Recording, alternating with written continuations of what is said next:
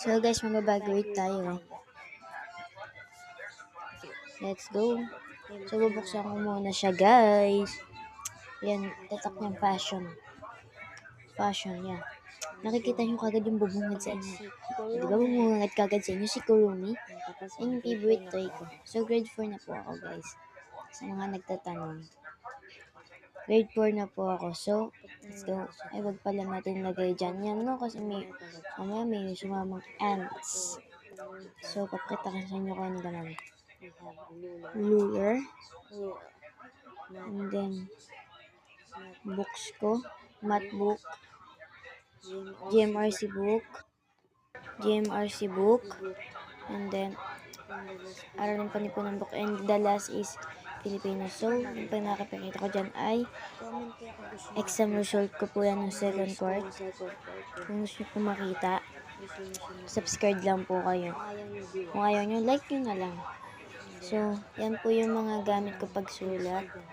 And then yung, yan, mga taga-QC po ako. Yan po yung needs ko, just in case lang na kailangan ko siya. So, 12 years old na ako. Parang late ako ganun mag-aaral. So, yung nandyan ay mga notepad yun sa extra notebook, and then remainder notebook, quiz notebook. Hindi nyo makita rin yung Panipunan, English, music and arts, math,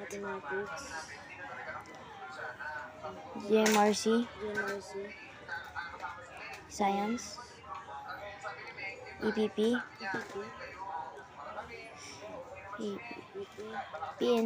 PN Health, and then Filipino. Last, una po yung Filipino. Wala po laman ng bag ko. Diba? Papakita ko na lang sa inyo guys yung exam result ko sa inyo next part 2 of my bag grade. Kung gusto nyo makita yung aking exam result ng second quarter, papakita ko naman sa inyo.